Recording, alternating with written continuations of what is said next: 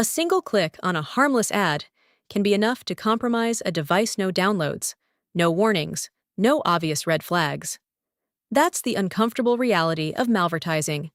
Malware delivered through the same ad systems that power the modern internet economy. And what makes it even more unsettling is this. Even well-known, legitimate websites can unknowingly serve malicious ads. Welcome to BlueHat Cybersec Academy. This entry in the Malware Encyclopedia breaks down malvertising with a focus on how it actually works in practice, why it continues to be effective despite years of defenses, and what realistic countermeasures look like from both user and organizational perspectives. So instead of treating this as theory, let's break it down the way it actually plays out in real environments. Malvertising, short for malicious advertising, refers to the injection of malware or malicious redirects into online advertising networks. Unlike traditional phishing, which depends on deceptive emails or fake websites, malvertising exploits a structural truth of the internet. Ads are dynamically served, often from third-party networks outside the publisher's direct control. At a technical level, malvertising is not a single technique. It's an attack delivery channel, and the payload can vary depending on what the attacker wants to achieve. In real-world cases, you'll see drive-by downloads that exploit browser vulnerabilities, redirect chains that quietly push users into phishing pages or exploit kits, script-based malware execution through ad content, including JavaScript, or even WebAssembly abuse and fake update prompts triggered after ad redirects. And here's the critical insight that often gets overlooked. The ad itself doesn't need to look malicious. It only needs to execute or redirect at the wrong moment in the browser's trust chain.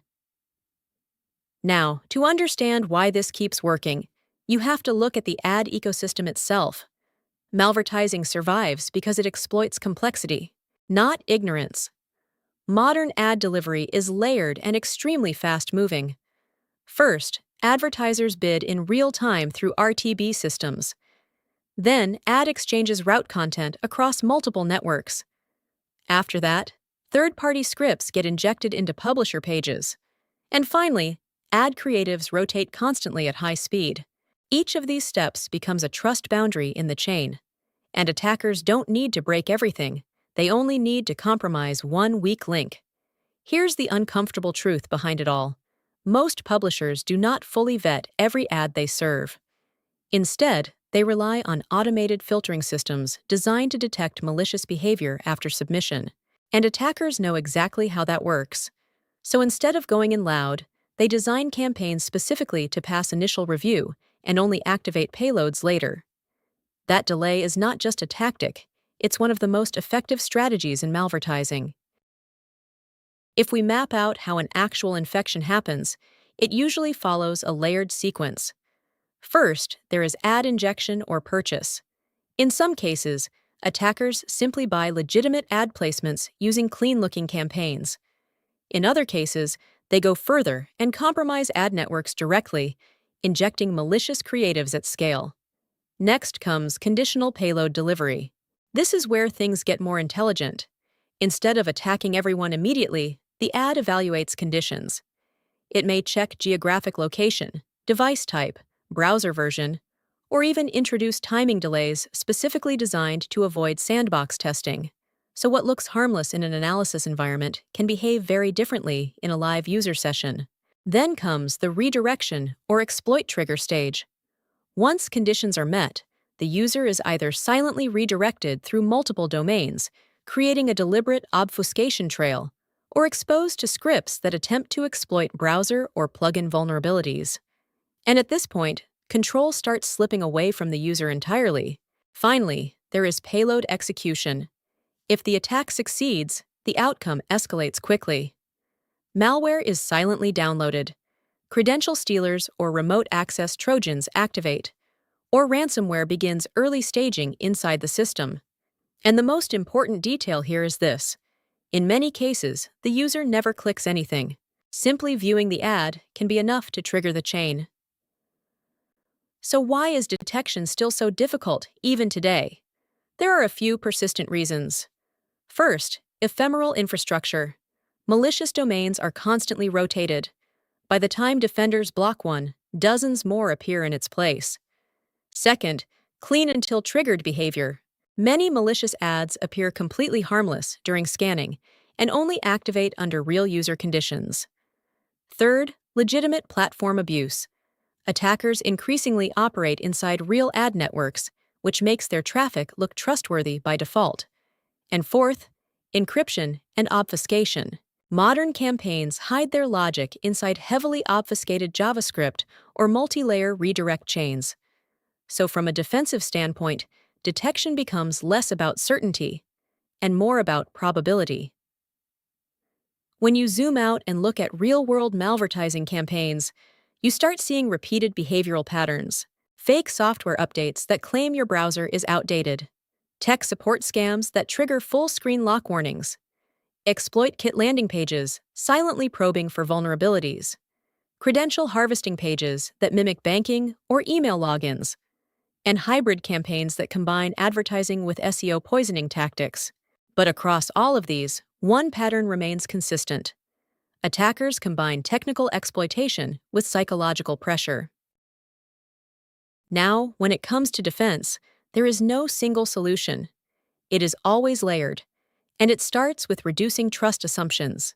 On the individual side, this means using browsers with strong sandboxing and tracking protection, disabling unnecessary plugins and legacy components, avoiding interaction with unexpected pop-ups or update prompts, keeping systems patched, especially browsers and rendering engines, and using DNS filtering where possible to block known malicious domains.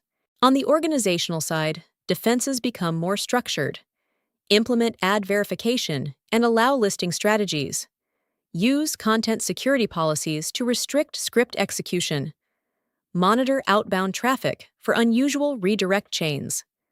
Deploy endpoint detection systems capable of identifying browser-based exploit behavior. And segment networks so that even if compromise happens, the impact is contained. The underlying principle stays the same throughout.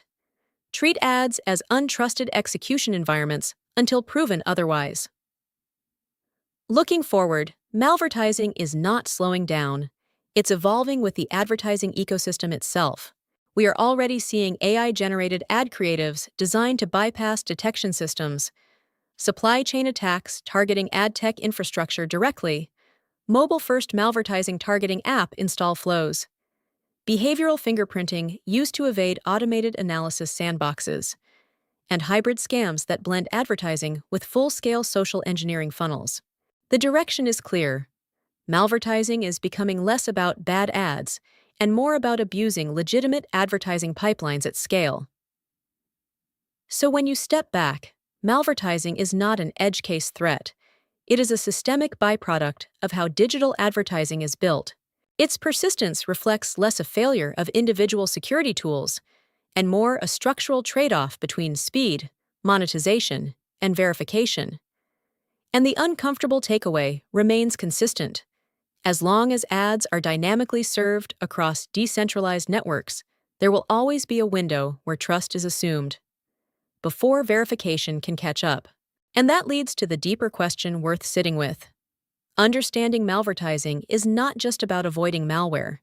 It's about understanding how modern web infrastructure depends on trust that can be exploited faster than it can be validated. Now, before we wrap this entry in the Malware Encyclopedia, here's your challenge for you to think through and drop in the comments. If you were designing a malvertising attack today, would you trigger the payload immediately or delay it using conditional logic, and why? What specific signals would you use to avoid sandbox detection, such as geography, device type, or timing? And in your opinion, what's easier to exploit in practice, browser vulnerabilities or human trust patterns? And here's your final task. Identify 3 distinct defensive layers that could break a malvertising attack chain at different stages. First at delivery, then at execution, and finally after initial compromise. Write your answers in the comments and compare your reasoning with others, because this is where defensive thinking actually starts to separate theory from real-world cybersecurity judgment.